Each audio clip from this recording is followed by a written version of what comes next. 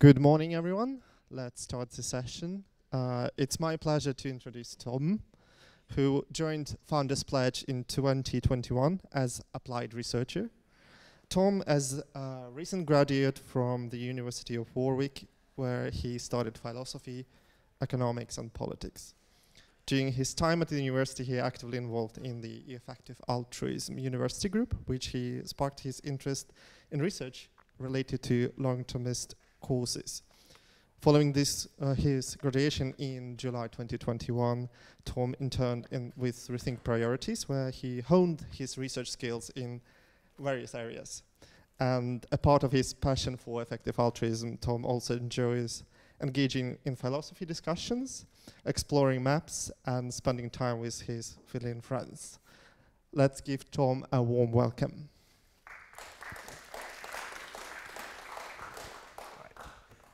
Thank you. Can you all hear me okay? Awesome. Cool.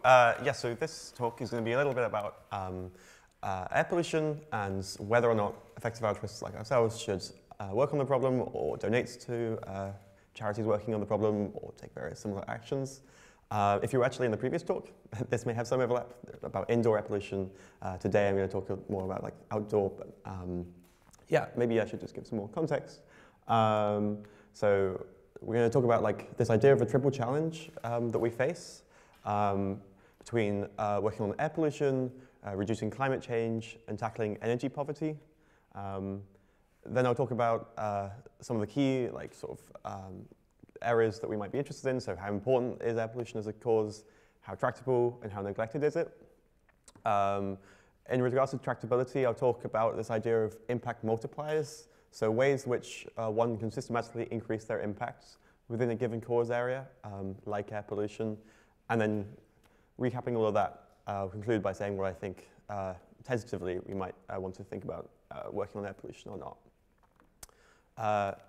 So this idea of a triple challenge. So we basically face this trilemma, this problem where we can't tackle all three problems at once. So the first problem in this trilemma is climate change. I'm sure we're all familiar with this issue. CO2 emissions have risen significantly over the past century, and it causes great damage, environmental destruction.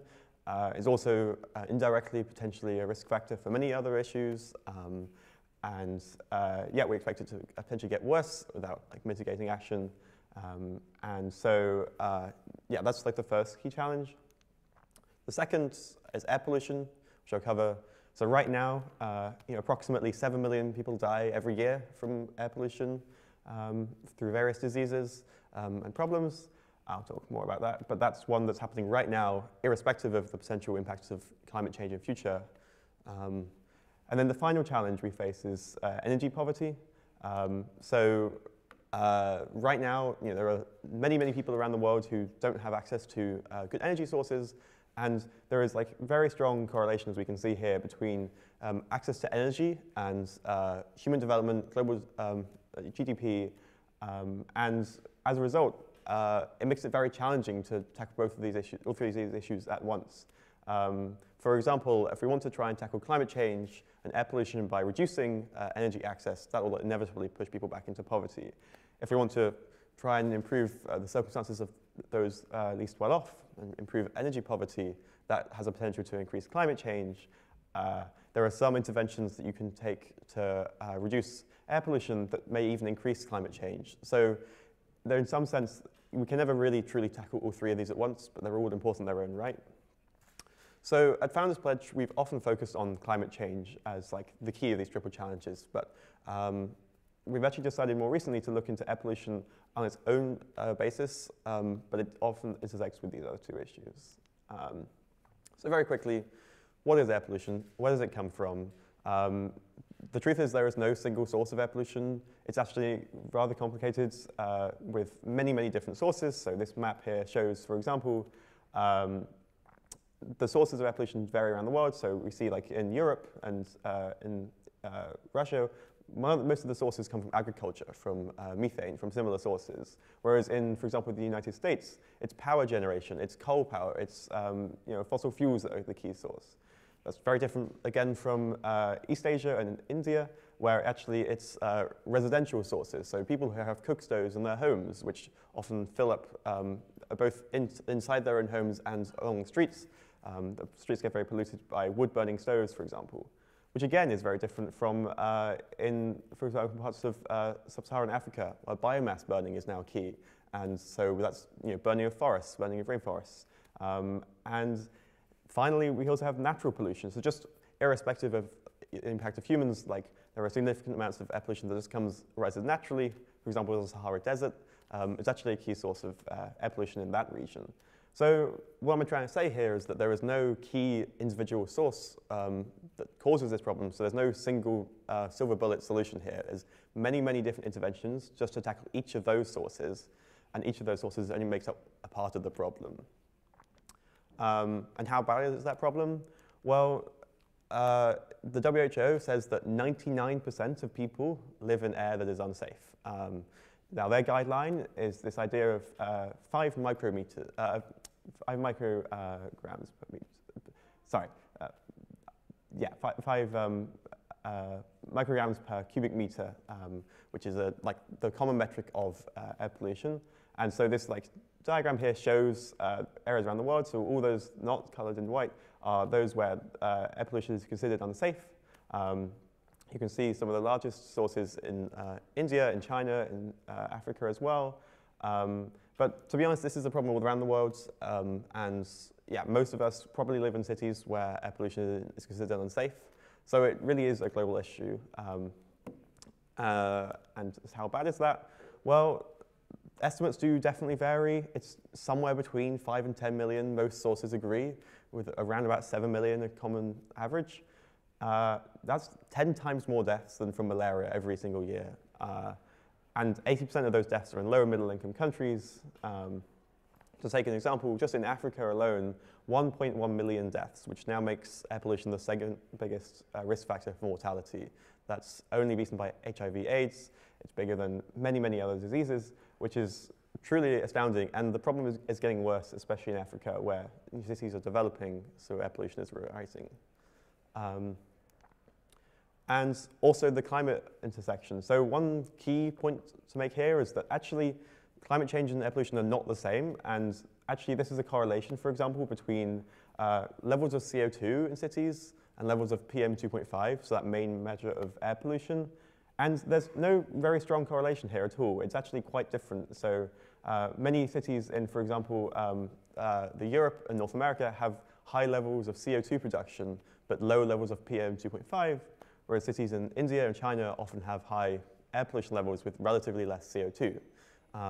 Why do I say this? Because often these issues are seen as like the same problem, but they're very much not. They're very much distinct issues. And then a further compounding complication here is that, so this diagram shows the effects on the climate if we actually reduced air pollution. If we eliminated all sources of fossil fuel-related air pollution, that's on the top diagram, or if we just reduced all human-generated air pollution, we'd actually see temperatures increase. Global temperatures would increase, not decrease. Why is that? Because many of the key air pollutants that humans generate actually can deflect some of natural warming. So for example, sulfur. Now sulfur in the atmosphere can deflect sunlight. If we removed all that sunlight, that sulfur, sunlight will get into the atmosphere and increase the greenhouse gas effect. So again, there's a lot of nuance and a lot to be cautious about when we say we want to reduce air pollution and improve climate change, because they definitely will not necessarily go in the same direction. So that's like the issue. Who's working on it? How much money is going to the area? Surprisingly, very, very little actually is spent. So here's like a diagram to show that in relation to climate change funding. So there's maybe about nearly $2 billion spent by philanthropists, private foundations to tackle climate change. In contrast, something more like 63 million for air pollution, which as you can see is really a drop in the ocean. And a lot of those air pollution related activities often intersect with climate by climate motivated philanthropists. So actually the share of money that is spent directly reducing air pollution is extremely small, much less than in climate and also much less than many other common global health issues, despite the fact that it's one of the biggest killers from a pure health basis. And even then, within air pollution funding, much of it is poorly distributed in terms of having maximum impact. So for example, we see North America and Europe, regions where actually we've made a lot of progress on air pollution, which is positive. They receive significant amounts of money, but that comes at the expense of Africa, Latin America, and most parts of Asia. If we look outside of India and China, where only $2.4 million is spent per year by foundations, which is a really, really small fraction of money. If we take, for example, Africa, something like $600,000 estimated in 2021, I believe, which is less than $1 spent to try and tackle the problem for every death caused by the problem. So really, really critically underfunded, both as an issue in general and underfunded in the areas where it's worst. And that's also evidence that people tackling this issue are not thinking systematically about where they can have the most impact. So what can we do? This is a rather challenging picture. Well, we think there might be particular strategies that can at least increase our impacts within air pollution so we can systematically focus on the areas, the regions, the sources, the interventions that are most effective. There's a very quick side note to something that may be familiar to most effective altruist audiences. Impact is heavily tailed, by which I mean the very best solutions are 10, 100, or even 1,000 times better than the average solution. We've seen this trend in relation to global health. So it's really important just to focus on the very best solutions. Also, this is true in climate change. So Founders Pledge, we produced this report a couple of years ago, which shows the effects that somebody can have on their lifestyle to reduce tons of CO2 that they produce, their carbon footprint. And so you can see some of the best interventions here sounds like, oh, maybe having less children, maybe living car-free or taking less transatlantic flights. These have some reductions in CO2. But by far, the biggest is to donate to some of the most effective climate change organizations. And now if you see the effects of those previous interventions I was mentioning, they are completely blown out of the water. I won't cover exactly why we believe this is the case, but the very short answer is that working on policy and climate change is much, much more cost-effective than personal actions because you can have a reach far beyond your own sphere of influence. You can do far more. So this is just to emphasize that it's not just a phenomenon in global health that we see a heavy tail. It's also true in climate change, and air pollution is very close to both of those issues. So we should expect the very best solutions to be far more effective than the average. Okay, so what does that all mean? So the very first thing we might want to do is focus on actually cities where pollution and population are rising. Why is that? Well, cities is a fairly simple answer. It's where people are. It's where the damage is done. So if you have some intervention that can reduce air pollution in a city or in the countryside, and the city has 10, 100 times more people, then all else equal, you should tackle the city. Similarly, you should probably look into where populations are rising rather than falling, because all else equal, that's where the people are. And so it's better to work where your impacts can be most felt. And finally, look at areas where the pollution levels themselves are rising rather than falling. If we think they're falling, or if air pollution levels have peaked, it's likely that there's less to be gained because people have already moved into the area now. We're making progress. We can see that, for example, in China and to a certain extent India. They have significant air pollution challenges, but the government is finally taking action, and as a result, we have now seen air pollution emissions potentially peaking in those regions. So that's great, but there are other areas where pollution is definitely not peaked yet, and we expect it to get worse before it gets better. And then it's in those regions, I think, we should probably focus. So that places like Southeast Asia, Sub-Saharan Africa, where we're seeing the problem rising right now.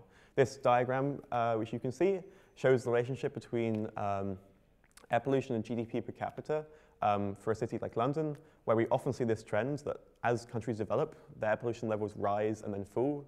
That's the same trend we've seen in China, in India, but yet we haven't seen it in Southeast Asia, Sub-Saharan Africa, and that's where we think the most impact could be found.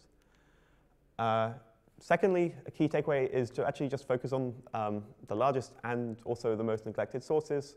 So why the largest source? Again, it's fairly simple. If we think that some source of air pollution, say transport emissions, makes up 50% of air pollution in a particular city. And we think that, say, coal power plants make up 10% of emissions, and we can halve one of those. Well, we should focus on the cars because that's 5 times the problem. So simply looking at the larger sources is likely to have more gains than the smaller sources, and also looking at the most neglected sources. So we often find that many climate-related sources of air pollution are well tackled.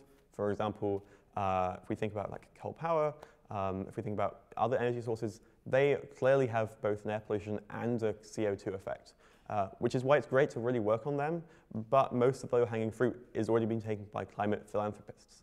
So as a result, we should probably focus on those areas where there are significant air pollution damages, but less CO2 damages. So this diagram here shown again, gives like this idea that most funding, even within air pollution, is actually going to climate-related air pollution. So those non-climate sources are probably better to focus on.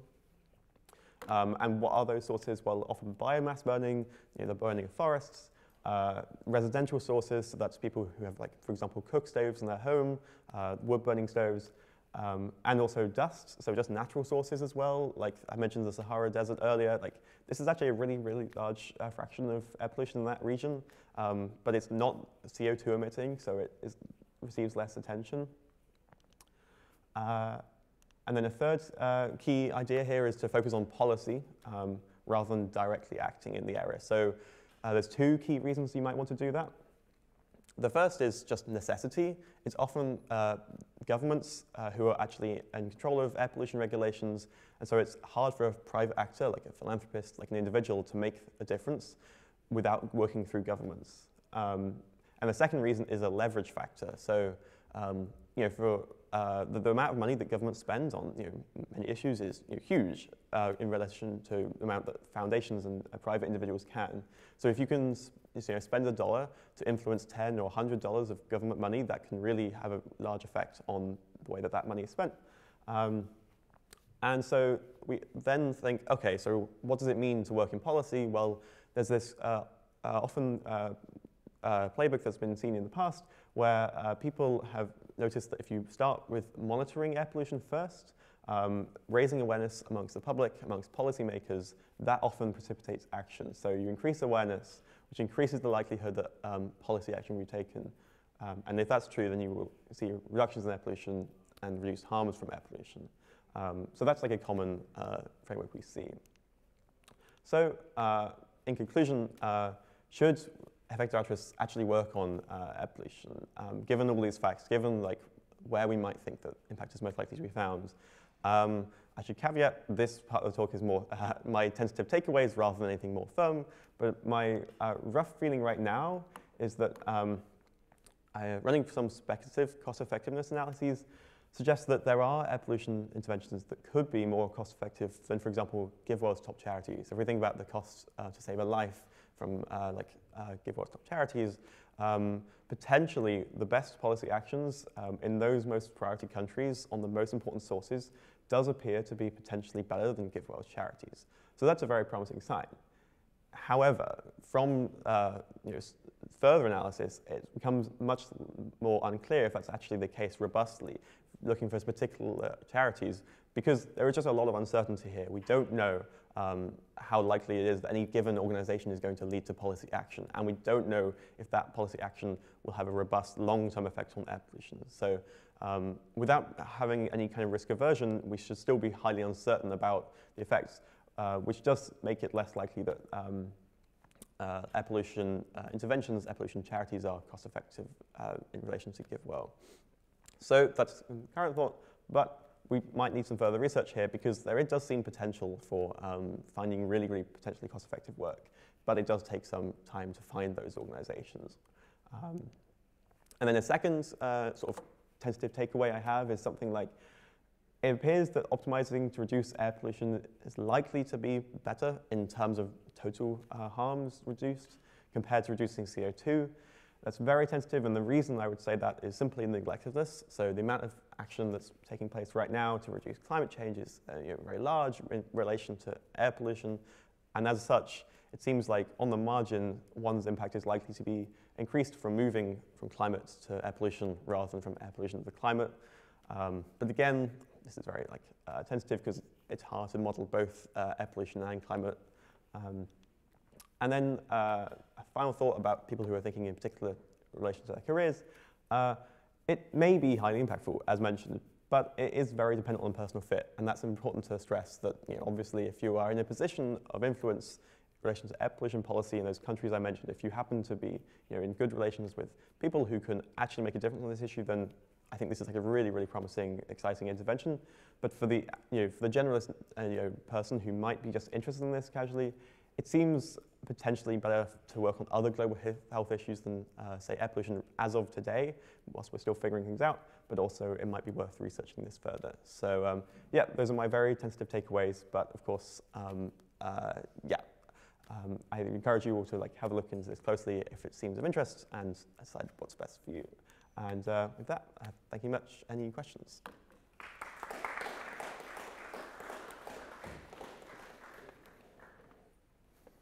Thank you so much, Tom. Do we have any questions?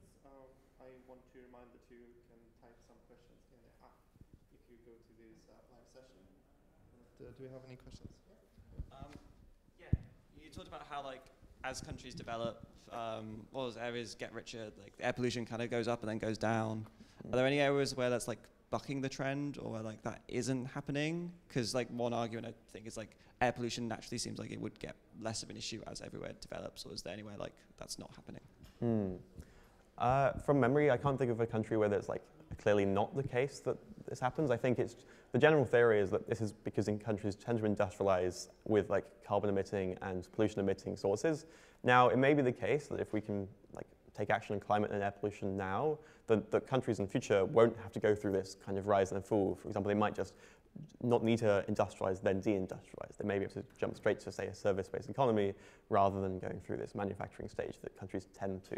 So I don't know of any obvious evidence bucking the trend from memory. It's possible that future countries may, and actually that is quite dependent on what we do in terms of reducing the issue, because that's a key focus is can we cut off that curve and just go straight to a low pollution, high developed country. Do we have more questions?